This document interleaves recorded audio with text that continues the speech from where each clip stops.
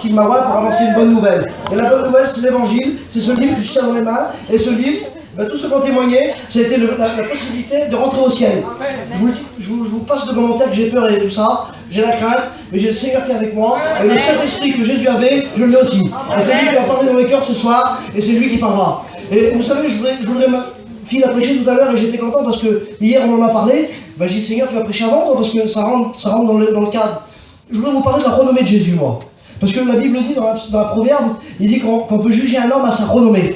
Alors, vous avez vu des fois, si on écouterait la Manhattan là, chanter en scène ou qu'elle chante bien, mais si les gens qui ne la connaissent pas, ils vont dire, bah, elle a une renommée de chanteuse. Et quand on va la voir chanter, eh ben, on ne sera pas déçu, parce qu'elle chante bien. Vous avez compris ce que je veux dire? Il y a des fois des mauvaises renommées. Mais la renommée de Jésus, elle n'était pas comme tout le monde. Elle était vraie, sa renommée. Et s'il était renommé, c'était pour quelque chose. Et je vais vous montrer quelque chose. Je vais vous lire un verset. Ça se trouve dans l'évangile de Luc au chapitre 4, verset 14. Jésus, revêtu de la puissance de l'Esprit, retourna en Galilée, et sa renommée se répandit dans tous les pays d'alentour. Et puis, il est parlé de la Galilée là. Et Phil, il a fini comme ça tout à l'heure. Tel fut le premier miracle à Cana, en Galilée. Et sa renommée, elle a commencé comme ça, le Seigneur. Parce qu'il y avait des besoins dans ce mariage.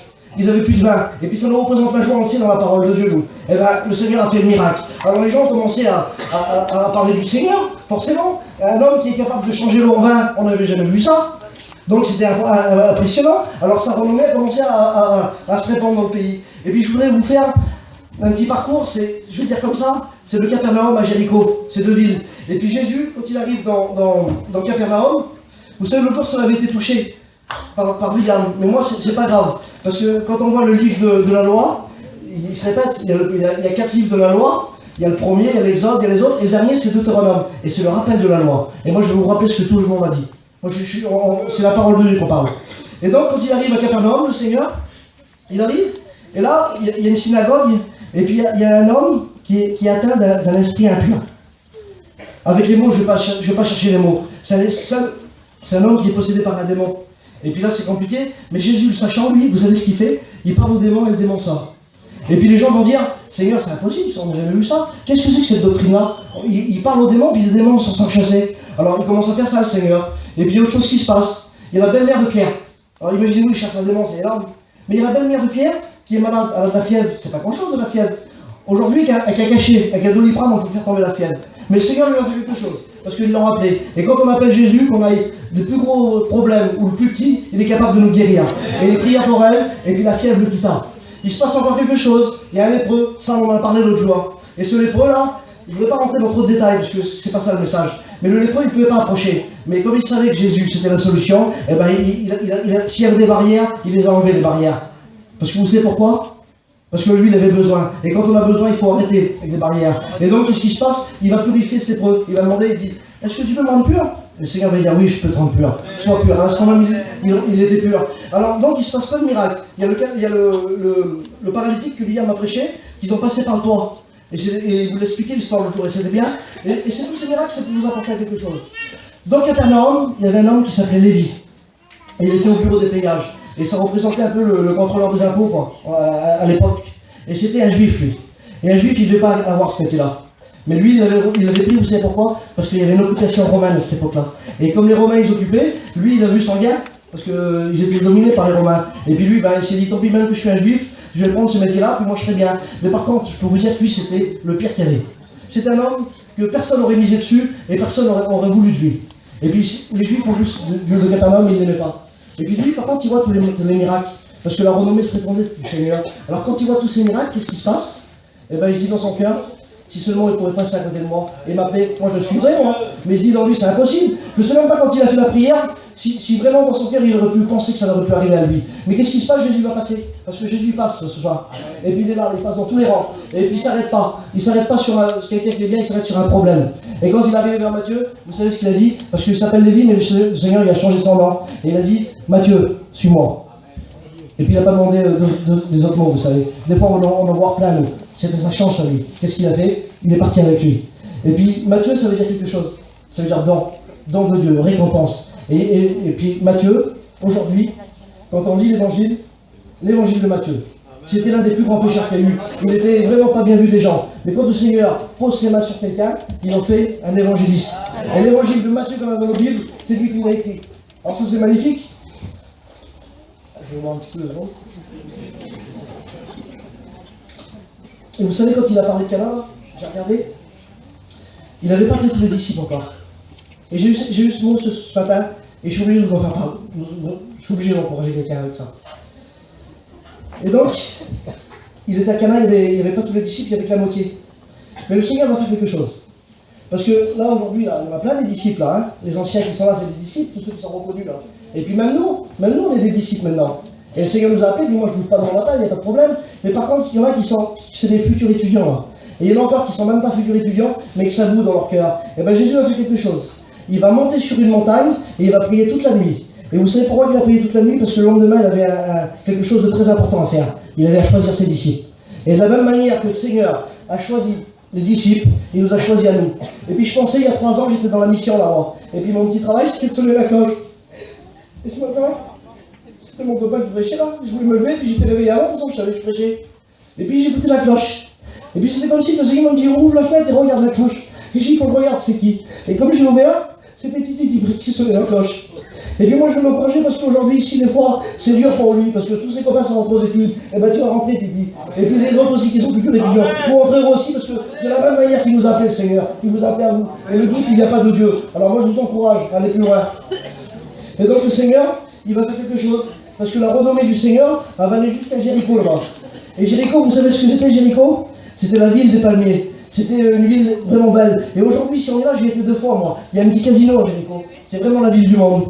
Et ça représente le monde Jéricho. Et qu'est-ce qui se passe par exemple dans cette belle ville là? Il y a un homme, il s'appelle Bartimée. Il est mendiant et aveugle, et je vais vous lire son histoire. Ils arrivèrent à Jéricho, et lorsque Jésus en sortit avec ses disciples et une assez grande foule, le fils de Timée, Bartimée, mendiant aveugle, était assis au bord du chemin. Il entendait que c'était Jésus de Nazareth, il entendait que c'était Jésus qui passait, et il se mit à crier, « Fils de David, aie pitié de moi !» Plusieurs le reprenaient pour le faire taire, mais il cria beaucoup plus fort, « Fils de David, aie pitié de moi !» Jésus s'arrêtant et dit, « Appelez-le !» Et ils appelèrent l'aveugle et lui dirent, « Prends courage, lève-toi, il t'appelle. » Et l'aveugle jeta son manteau et se leva d'un bond, vint vers Jésus, et Jésus prenant la parole lui dit, « Qu'est-ce que tu veux que je te fasse ?» Et lui dit, « Que je retrouve la vue. » Et le Seigneur va lui dire quelque chose, il lui dit, « Va, ta foi t'a sauvé. » Et ils retrouvèrent la vue et il marcha sur le chemin. Je voudrais vous parler de ça, parce que vous savez, comme je vous ai dit, Jéricho c'était une belle ville. Imaginez-vous, maintenant, nous on aime bien, on est en France, Saint-Tropez, il n'y a pas plus beau Saint-Tropez là. Imaginez-vous qu'il est à Saint-Tropez si on veut, hein. Il est sur le bord du chemin, et il mange la poussière, parce qu'il est mendiant, il est aveugle, et puis il n'a rien de bien. Vous avez compris ça? Et c'est un peu l'opposition quand on ne connaît pas le Seigneur. Mais par contre, il écoute, parce que malgré qu'il n'a pas de vue, il a des oreilles. Et quand il écoute un tumulte, parce que comme Jésus passe quelque part, ça fait du bruit. Et si vous le sentez que ça fait du bruit là, eh bien arrêtez-le le Seigneur. Et donc il va se passer quelque chose, il va demander à ses collègues là, qui sont là, il dit, qu'est-ce qu'il y a qui a du bruit comme ça? Et ils vont dire, c'est Jésus de Nazareth. Mais lui, il ne répond pas par Jésus de Nazareth. Il va dire, fils de David, aie pitié de moi. Parce que lui, c'était un juif, et qui connaissait la parole de Dieu, et il savait que le Messie, le Fils de Dieu, il devait venir de la postérité de David. Alors à ce moment-là, il s'adresse à Dieu, lui, il ne s'adresse pas à un homme. Un homme, il ne peut rien faire pour nous, on l'a écouté dans les témoignages. Et puis qu'est-ce qui se passe par contre? Quand il va crier, les gens qui sont autour, ils vont lui dire, arrête, tais-toi. Mais vous avez vu, vous, je ne sais pas si ça vous a déjà arrivé, vous ressentez la présence de Dieu, vous en parlez à vos copains, vous n'êtes pas chrétiens, et ils vont vous dire, oh, ah, tu vas parler à la réunion, toi. Mais c'est pas pour toi, ça laisse, c'est pour les autres, et il nous faisait taire d'une façon. Mais par contre, lui, il avait un grand besoin là. Et puis ses copains qui sont autour, ils ont tous besoin aussi, parce que quand on est pécheur, on a toujours besoin du Seigneur. Et donc qu'est-ce qu'il va faire lui? Il va pas arrêter, il va crier encore plus fort. Et par contre Jésus s'arrête. Et Jésus s'arrête ce soir dans ta vie. Et il est là le Seigneur. Et je te dis que si tu n'as pas écouté assez, tu vas l'écouter ce soir, parce que le Seigneur est venu pour sauver et libérer ceux qui étaient perdus. Il n'est pas venu pour les bien portants, le Seigneur. Il est venu pour ceux qui sont malades. Et celui qui est malade, c'est celui qui a besoin. Et Bartimée, croyez-moi qu'il avait besoin. Et donc qu'est-ce qu'il fait? Il dit, appelez-moi l'aveugle. Il dit à ses disciples, appelez-le. Et ses disciples, ce soir, vous savez c'est qui? C'est tous nous là. On est tous ses disciples. Et vous savez ce qu'on vous dit? On va vous dire ça, nous. Prends courage. Lève-toi, il t'appelle. Et ce soir, quand tu prends courage, le Seigneur, il est là et il t'appelle. Et ça t'appartient à toi, ça. Alors qu'est-ce qu'il fait? Lui, il arrive. Mais par contre, quand il arrive, forcément, quand il arrive, imaginez-vous, que quand il arrive, le Seigneur, il connaît tout. Il voit bien qu'il est aveugle, ça se voit un aveugle. Mais le Seigneur va lui demander. Parce que le Seigneur, il est poli, lui. Et puis il ne rentre pas de force chez quelqu'un. Vous avez bien compris ça. Si on est chez nous et qu'on ne veut pas que quelqu'un vienne, ou on ne veut pas qu'il vienne, ça nous dérange, et bien si le Seigneur vous dérange, il ne viendra pas chez vous. Par contre, si vous l'invitez, il va venir tout de suite. Alors Bartimée va dire, Seigneur, tu vois bien ce que j'ai besoin de vue moi, alors je veux retrouver la vue. Alors le Seigneur va dire, va, ta foi t'a sauvé, et tu retrouves la vue. Et il retrouvera la vue instantanément. Et puis si au début il était au bord du chemin, en train de manger la poussière, et bien là, il est plus sur le bord du chemin. Il est en train de le suivre à Jésus. Et quand il va le suivre, il va marcher, et un petit peu plus loin dans Jéricho, il y a un autre homme qui a écouté parler de la renommée de Jésus. Et cet homme-là, il s'appelle Zachée. Par contre, il y a quelque chose de magnifique. Parce que quand il est parlé du manteau de Bartimée, là, je l'ai dit tout à l'heure, j'ai demandé à Dan pour savoir, quand il est parlé du manteau, il jette son manteau. Et à cette époque-là, les aveugles, ils avaient un manteau, qu'on les reconnaissait que c'était des aveugles. Et lui, en plus, il était mendiant.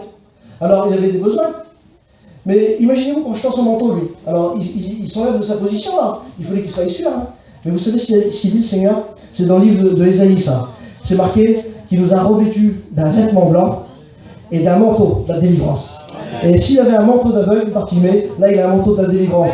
Et vous voyez le vêtement blanc, là? Eh ben, il n'est pas blanc, non, mais je l'ai quand même, le vêtement blanc. Et le manteau de la délivrance, je l'ai aussi. Et tous les frères et tout le monde qui a témoigné, ils ont le manteau de la délivrance, parce qu'ils se voient le manteau. Et là, qu'est-ce qui se passe? Ils vont arriver, pour sortir de Jéricho, et il y a cet homme qui s'appelle Zachée, qui est un chef des publicains. Et la Bible dit qu'il est de petite taille. Alors, il savait que Jésus allait passer par là. Qu'est-ce qu'il fait? Il monte sur un arbre. Mais lui, il s'attendait à voir Jésus, parce qu'il savait qu'il allait passer là. Mais qu'est-ce qui se passe quand il va arriver? Parce que Jésus, ça fait une équipe. Il y avait une équipe avec Jésus, parce que à chaque fois qu'on lit, et il suit vers Jésus, et il suit vers Jésus. Et là, qu'est-ce qui se passe?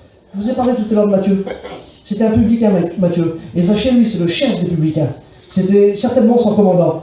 Et quand il voit, sur son arbre, il voit tout ce monde-là, il voit les 12 disciples, il voit des femmes qui avaient délivré des esprits impurs, et tout, et plein de monde. Et qu'est-ce qui se passe? Il va voir quelque chose. Je le connais, mais là, c'est Matthieu. C'est pas possible. Pour lui, c'était possible. Vous avez écouté les témoignages ce soir? Vous avez écouté tous les témoignages depuis le temps? C'est possible aussi pour vous. S'il l'a fait pour Matthieu, il peut le faire pour Zachée. Alors la foi se crée dans son cœur à lui. Mais par contre, il va voir quelqu'un d'autre, parce que Bartimée était dans le même pays que lui. Et puis lui, par contre, certainement qu'il a donné des sous. Parce qu'il était mendiant, Bartimée. Et là, il voit aussi Bartimée à côté. Et qu'est-ce qui se passe? Il voit Bartimée, et je ne voudrais pas vous faire rigoler, hein, mais vous savez comment il voit Bartimée? Avec le vêtement du salut. Il voit qu'il y a un vêtement blanc. Et puis son manteau, il ne le reconnaît pas. C'est pas le même manteau. Non, c'est le manteau de la délivrance. Alors Zachée, il est comme Matthieu. Son cœur, il tape. Et vous savez ce qu'il veut? Si seulement il va me voir. Mais Jésus, il passait par là. Et quand il passe par là, vous savez ce qu'il fait, le Seigneur? Il lève les yeux et il voit dans l'arbre. Et il va lui dire quelque chose. Il faut que tu descendes aujourd'hui. Aujourd'hui, je veux demeurer dans ta maison. Zachée avait besoin du Seigneur. Vous savez ce qu'il a fait? Il a descendu. Et il a suivi aussi, lui. Par contre, il y a une chose qui se fait, qui est incroyable. Je voudrais finir là-dessus. Jésus va aller à Jérusalem de Jéricho. Et puis imaginez-vous que Zachée et Bartimée, ils auraient dit, je vais attendre quand ils l'ont fait crier, ces copains-là, quand ils l'ont fait taire. Ils se seraient dit, je vais attendre, il repassera peut-être par là, le Seigneur. Heureusement qu'ils ont crié à ce moment-là. Parce que Jésus n'a plus jamais repassé à Jéricho. Parce que quand il est monté à Jérusalem, la méchanceté des hommes, mais c'était le plan de Dieu. Ils l'ont cloué à une croix. Alors un homme qui était bon, que sa renommée se répandait dans tous les pays, et parce qu'il faisait du bien, c'était pas du mal qu'il faisait le Seigneur. S'il y avait des besoins, il était là. Et il bénissait tout le monde. Tout le monde qui venait à lui, il était béni. Alors comment ça se fait qu'un homme, comme ça, ils vont le prendre, ils vont le taper, ils vont mettre des coups de fouet, ils vont mettre une couronne d'épines, et puis ils vont le mettre sur une croix comme ça là. Et là, sur la croix, ils vont lui mettre des clous dans ses mains. Ils vont mettre des clous dans les pieds. Et après, ils vont lui percer le côté au Seigneur. Alors comment ça se fait qu'un homme comme ça, c'est pas sa place ça? C'est pas sa place. Vous savez, c'était la place de qui? C'était ma place à moi. C'était la place de tous les gens qui sont là et qui sont sauvés aujourd'hui. Parce qu'il fallait que le sang coule. Et puis nous, on était impossible. Le salut de leur âme est cher, il n'aura jamais lieu par de l'argent. Mais par contre, le sang de Jésus nous purifie tout péché. Et il fallait que le sang coule. Et à ce moment-là, qu'est-ce qu'il s'est fait? Il a pris la place. Et quand il a pris la place, il n'a pas pris seulement la place de tous ceux qui sont ici. Vous avez été à la convention? Il y a 6 ou 7 000 personnes en dessous du chapiteau. Il a pris la place de tous ces gens-là. Mais non seulement de la convention, il a pris les places de tout le monde pour que nous, on puisse accéder au ciel. Et si jamais, avant, le ciel était fermé par nos péchés, le ciel, par la croix, Jésus a traversé le ciel et nous a assuré une place au ciel. Et je voudrais vous lire un dernier verset qui parle du Seigneur. Vous savez, la Bible dit que c'est le plus beau des fils de l'homme. Et pourtant, ce verset-là va dire ça. Il va dire, il n'avait ni beauté ni éclat. Parce que c'était son visage qui était défiguré. C'était les hommes qui l'avaient défiguré. Il n'avait ni éclat ni beauté pour attirer nos regards. Et son aspect n'avait rien pour nous plaire. Méprisé et abandonné des hommes. Homme de douleur, il était habitué à la souffrance, le Seigneur. Semblable de celui qu'on détourne le regard. On ne regardait même plus tellement que son visage était défiguré. Nous l'avons dédaigné et nous avons fait de lui aucun cas. Cependant, ce sont nos souffrances qu'il a portées, ce sont nos douleurs qu'il a portées. Et nous l'avons considéré comme puni, frappé de Dieu, mais il était blessé pour nos iniquités.